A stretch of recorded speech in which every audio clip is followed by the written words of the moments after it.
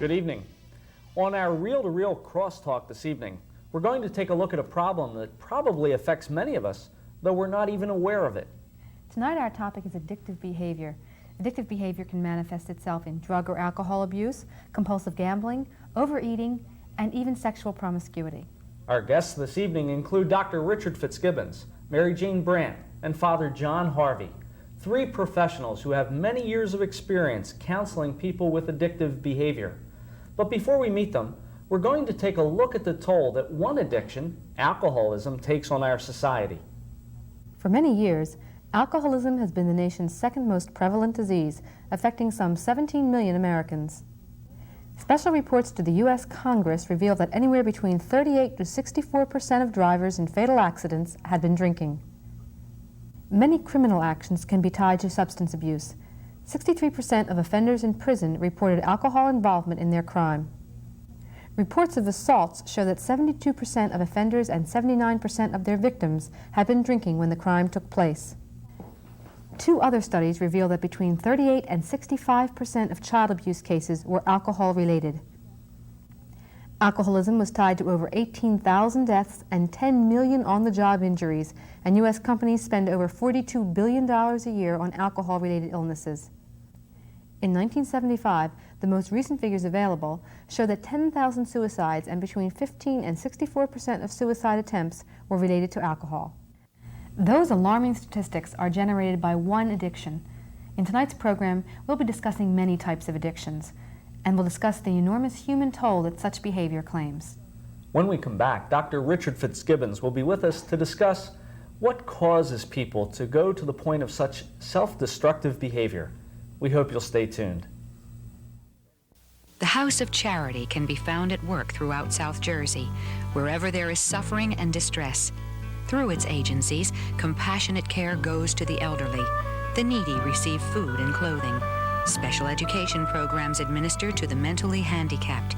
Expectant mothers receive pre- and postnatal care, and medical services are rendered to the ill. Support the House of Charity in South Jersey. Touch someone's life with love. Welcome back. I'm with Dr. Richard Fitzgibbons, a practicing psychiatrist whom many of you know from our relationship series. Doctor, what do we mean when we talk about addiction? Well, Father, I'd like to define addiction as a disorder in three areas. First, in a person's behavior. People who are addicted have compulsive behavior, that is, behavior that is driven frequently which they can't control. For example, drinking too much, spending too much, eating too much, etc. Secondly, underlying this behavior are painful emotions that frequently drive the behavior.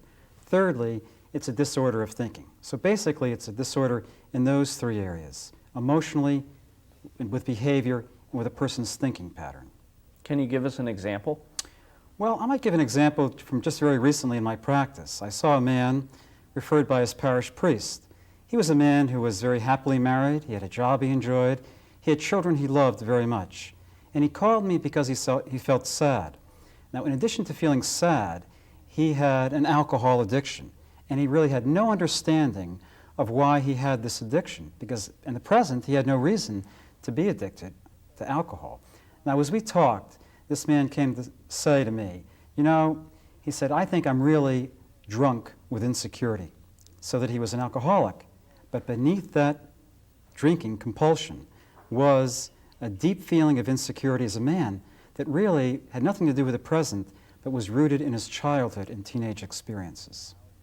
Well, do different emotional hurts from childhood or from growing up lead to different types of addictions? In my experience, they do, although there's a great overlap in terms of addictive behavior, because emotional pain, deeply buried, powerful emotional pain, can lead to various types of addiction. The most significant type of emotional pain that I treat that causes addictive behavior is loneliness. That deep wound of loneliness creates in people a need to get high, to feel good, which is what the compulsive behavior is. It's a way to escape from the underlying emotional pain. Now, people who are lonely frequently drink too much to get high. They might do cocaine to get high. They might spend too much money to get high, eat sweets to get high, do all sorts of things to try to get high. Secondly, the emotion of anger regularly is seen to be very significant in people who are addicted to drugs intravenously.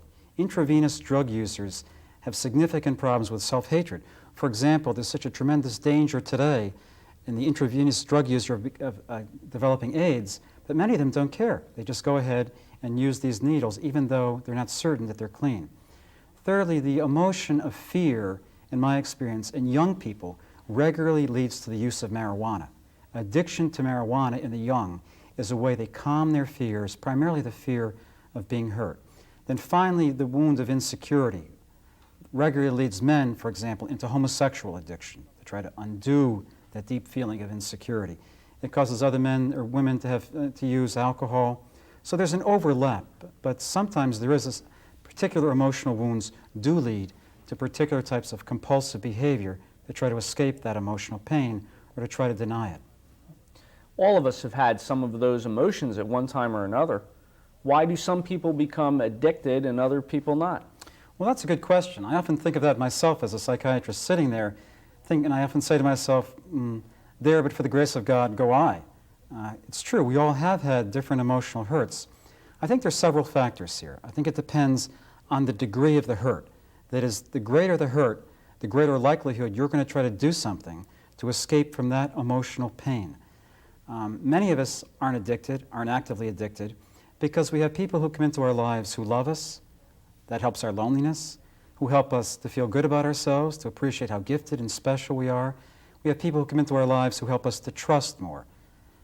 So it's not clear exactly, but I think many of us have a potential to become addicted. In fact, many of us have minor addictions which we're not even aware of that play a role in our lives. You've mentioned that emotional hurts have a role in leading us to addictions. Is there a role that heredity or genetics plays?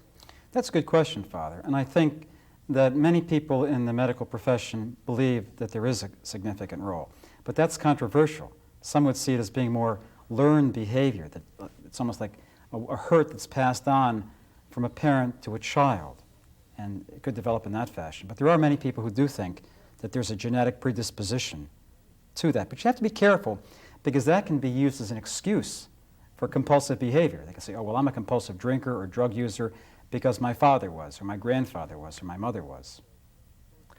We've talked about types of sources for addiction. From your clinical experience, are there adequate paths for healing?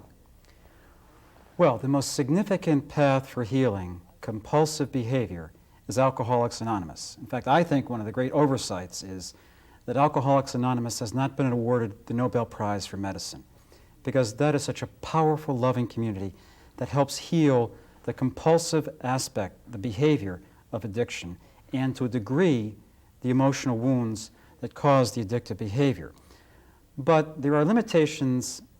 Each one of us has limitations, and I think even alcoholics and the 12 steps of alcoholism and treating addiction have certain limitations, and those limitations are that frequently the emotional wounds that cause the compulsive behavior are not adequately dealt with. But they can be healed. Those emotional wounds can really be healed, and when they are healed, then a person is less likely to resort to that compulsive behavior. Okay. Doctor, we're going to take a break now, but when we come back, we're going to be talking with Mary Jane Brandt, a psychotherapist who's going to be discussing some of the hurts that alcoholism and addiction can take on the family.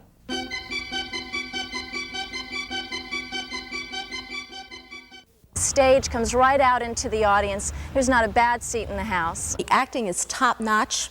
The scenery is creative. The atmosphere is always exciting. It's really beautifully done. It's directed well. It's very flexible, it's creative. It's really great. They're very professional, extremely. There's a chemistry there that makes it enjoyable to attend the theater. Villanova's summer theater season begins on June 17th with the production of 1776. Call for more information. Welcome back.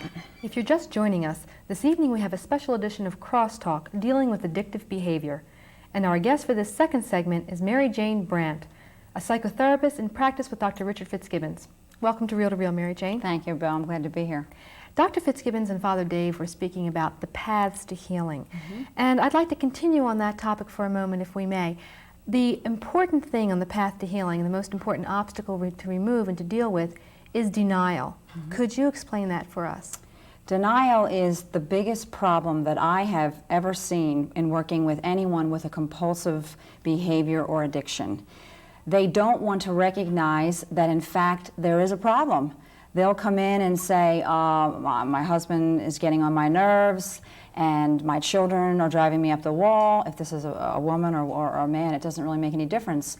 And I'll say, well, how are you dealing with this? You know, what is your means of coping? And sometimes they'll say, well, you know, I'll go shopping. Oh, you know, and then you feel good when you go shopping? Well, this woman not only goes shopping, but she might run up a bill for $500 every time she needs to have her spirits lifted. So she's denying that there is the addictive behavior, number one, and at the same time they are denying that there's an underlying problem. They don't recognize that there's any connection at all. In the buying spree and in the pain of feeling like the loss of power or the feelings of rejection in the marriage. There's so many things that go into it. Well, how do you break through the denial? It's very difficult, Belle. It's not something that's going to happen in one session. Well, sometimes if you're lucky, it does happen in one session. I have another woman that comes in to see me quite frequently. She is very, very angry. She goes around being angry at everyone. She gets angry at me, and sometimes it's not anything that I've done or said. It's just that she's not recognizing that she is an angry woman, and see, her underlying emotional sadness is what's preventing her from dealing with her anger. She lost her father when she was just a 9-year-old girl, and she doesn't want to see that there's a connection with her deep sadness and how angry she feels that her father, you know, how dare he die, how dare he leave her. And so what she does is she drinks. This woman is on her way to becoming an alcoholic. And she's denying that there's any problem. Oh, she's absolutely denying there's even a connection. Now, in the 12 steps, that is the basis for Alcoholics Anonymous, and is also used in dealing with many other types of addictions, such as overeating and gambling. Dealing with denial is the first step, is it not? It is, to recognize that you are powerless over the substance, whether the substance is alcohol, drug addiction, sexual addiction, promiscuity, buying sprees, overeating. It can be so many different compulsions and the behavior that goes along with the compulsions, and again, the underlying emotional piece that's always there. And unless that's treated, Belle, unless the emotional underlying anger or sadness, insecurity, unless they're really looked at and recognized, the behaviors will continue to go on and on. They'll go in and out. They'll go in and out of their behaviors and in and out of the addiction. Let's talk for a moment, if we may, about the family. While the addictive personality is denying their problem, they are also obviously denying the effect this is having on their family. What are some of the effects that you have seen on families in dealing with addictive personalities? It really saddens me, Belle, when I see the families and the way they suffer at the hands of someone that they love when that person's involved in an addiction. It's like a two-step thing. The person in the addiction has blinders on. They can't see anything. They can't see that their spouse is suffering because of their addiction. They can't see that their children are being ignored and not even recognized for any of the things that they do. They have these blinders on, and all they see is is their addiction. That is their first love.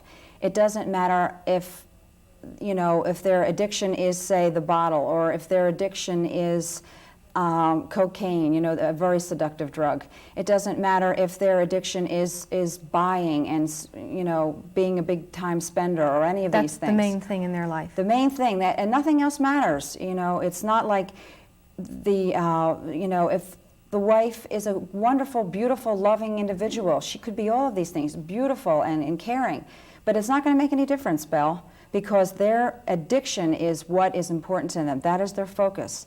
The children take it terribly. I mean, my heart goes out to these kids. They come in and they say to me, Mary Jane, you know, and I'm really good, you know, and I cleaned up my room really nice, and I helped make dinner, and I did all these things, and I got straight A's last semester, and my father, you know, he still doesn't come home at night. And this also has long-lasting effects on the lives of the children. It does. And often the addiction can be continued into the next generation because of this. Oh, absolutely, Belle. Mary Jane, what is the situation when we have what we call enablers in the family? They enable the compulsion or the addictive behavior to continue, Belle. It just goes on and on because no one wants to recognize that. Even if the mother all of a sudden will say, uh-oh, Dad's got a problem, or my son has a marijuana problem, there's somebody in the family that wants to protect that individual out of love. This is not love, Belle. They need help. They need to get somebody to help them. Pretending that it isn't a problem, it isn't going to go away. That's what enabling means. And so we have the problem of denial, and then the final problem, which is, why are people afraid to seek help? People are afraid to seek help because sometimes the stereotype that they're weak or that the family should be able to handle this problem on their own, it doesn't work anymore, Belle. These are serious problems. People need help. They need to see a priest. They need to talk to a good friend. They need to see a psychotherapist. They need to go to AA or OA or go to Al-Anon or Alateen. All these sources of help and healing are available. The more things you can get involved in, the more the chances of recovery are great. And the chances are great.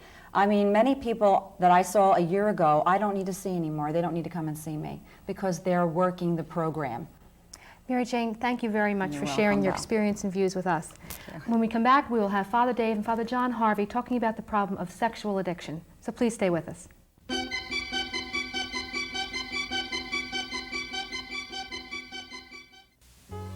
Because you love your family, now is the time to consider the financial advantages of a Donahue pre-arranged funeral. The caring, sensitive people of the Donahue Funeral Home invite you to discuss with them in the privacy of your home the many advantages of an inflation-protected Donahue pre-arranged funeral.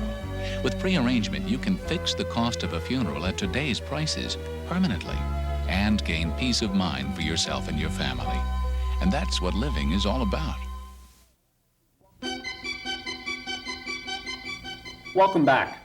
I'm with Father John Harvey, an oblate of St. Francis de Sales, a moral theology professor, and the director of Courage, a support group for homosexuals based in New York City. Welcome, Father Harvey. Glad to be here, Dave. We've been talking about addiction, compulsive behavior, and now there's a new term that's coming up, sexual addiction. What's meant by it? Well, I would say that sexual addiction is simply sexual behavior which has got out of control, and that there are many forms of it. There's a developing literature on the subject, but among the more common forms, I would list three. One I would call heterosexual swingers, a second I'd call compulsive homosexuals, and a third I would call people who live in a fantasy world, usually characterized by indulgence in pornography and daily masturbation, people who are not really living in the real world. Go back to the first, the heterosexual swingers. These are the individuals who frequent the singles bars, and there's no real effort to meet someone for the sake of marriage, but simply they use sex as a way of forgetting the pains which have been discussed by Dr. Fitzgibbons and Mary Jane. That's one way they do it. This particular group oftentimes end up in great difficulties because either because of their work, because of their family, sometimes because they get these various infectious diseases. And the second group, the homosexuals, these individuals frequent the gay bars and the gay movie theaters. Right now, the bathhouses are illegal in some places, so they're not going there. But they're really, paradoxically, they're not afraid of AIDS, many of them. They simply have despaired. They really don't care. That's the second group. And the third group is a group that usually doesn't come to public attention because they don't get in any trouble on the public level. They lead their private lives of fantasy and masturbation and live usually very lonely lives. They may be very productive in the civil and business world, but they lead this kind of isolated life. Father, is this a new phenomena, or has it been around for a long time without anyone talking about it? I think that this has been around a long time without anybody talking about it. I really believe that in more recent years we have more knowledge of psychological causes, and the need for some kind of therapy for these individuals that has come to the public's attention. We've talked about psychological causes for addiction and compulsive behavior. Do you think that there are any particular causes that express themselves in sexual addictions? Well, I would say that what Dr. Fitzgibbons and Mary Jane have already pointed out is also true of the sexual addict. In other words, the same kinds of causes are at work. For example, emotional insecurity in regard to homosexual behavior. Just one example. But one could bring out other points too. For example, I believe that when we talk about loneliness, there's another aspect of loneliness which has not been covered. And that is that the swinger, the compulsive homosexual person, the person who lives in fantasy all the time, oftentimes these individuals have been alienated from God himself. There's a loneliness which is terrible because they're isolated from everyone. Now you would say, how come they're involved with other persons all the time in sexual addiction and yet be lonely?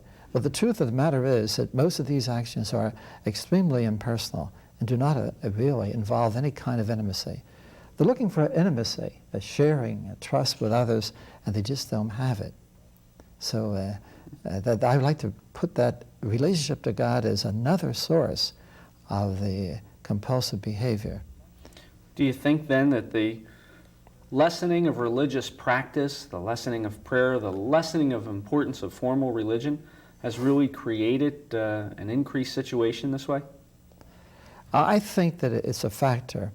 I would not say it's the only factor. I honestly believe that most of these forms of addictive sexual behavior are rooted in traumatic childhood experiences and failure to identify with father, with mother, with peers. This inability to identify properly, in the case of the compulsive homosexual, as truly masculine, or in the case of the woman, as truly feminine. We talked years ago about anything that was sexual as being sinful. Yes. In the present age, we talk about things sexual as compulsive or as behavior aberrations. When does a sickness or a disease become a sin, or vice versa? That's a very good question. It reminds you of a book by a manager who wrote a book called Whatever Became of Sin. And I think the compulsive person, specifically now the sexual addict, has a responsibility with regard to his present and future behavior. Let's try to forget the past. Let's look at the present and the future. And in other words, he has an obligation to seek professional help and, in addition, to join some support group. I call it a spiritual support group because there's forms like Sex Anonymous in this country, SA, and the individuals with all kinds of sexual disorders go to that group, and they find there the beginning of support to overcome their particular form of compulsion. Now, I say they need the professional help as well. And there's another element which is often overlooked. Oftentimes, people can't find a support group. They may find a priest with whom they can talk, but priests are not always available, or psychologists are not always available. But they can find a friend, someone to whom they can go at any hour of the day or night, and, if you will, unload and say where they are. That's what's badly needed, because I find this phenomena of isolation and loneliness to be at least the most visible part of the cause of their particular disorder. Thank you, Father Harvey. And we'd like to thank all our guests for being with us this evening. Father Harvey and Dr. Richard Fitzgibbons have produced a 4-tape series entitled Homosexuality, A Time for Forgiveness and Healing. It's available for $12 through Reel to Reel. Write to us at Reel to Reel, 222 North 17th Street, room 907, Philadelphia, PA, 19103. Or call us during business hours at area code 215-668-9842. Join us again next Sunday for part 2 of our discussion on addictions, this time concentrating on substance abuse and its relationship to sexual addictions. Joining psychiatrist Dr. Richard Fitzgibbons and psychotherapist Mary Jane Brandt will be Mr. Joseph Driscoll, Executive Director of the Malvern Institute, a rehabilitation center located in Malvern, Pennsylvania. Good night, and remember, Jesus is Lord.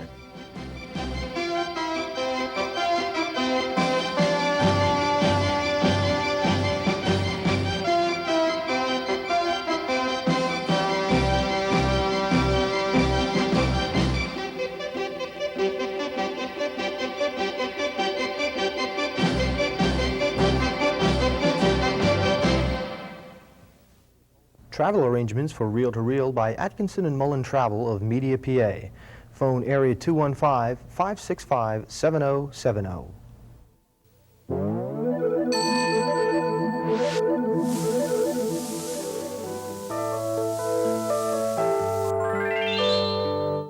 I didn't know what this Pentecostal renewal was all about. At first, I approached the whole thing intellectually, making sure I wasn't going to get dragged into any commitment. But all that has changed. Now I'm enjoying every minute of my involvement. Dave now meets with over 100 other young people, 18 to 35 at the Young Adult Prayer Group. We gather this Saturday, July the 26th, and every fourth Saturday at the Mercy Sisters Mother House in Marion. For directions, call 215-668-HOPE.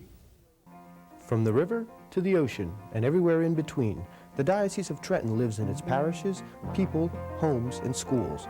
And the Monitor newspaper is your way to keep aware of the renewal of the diocese.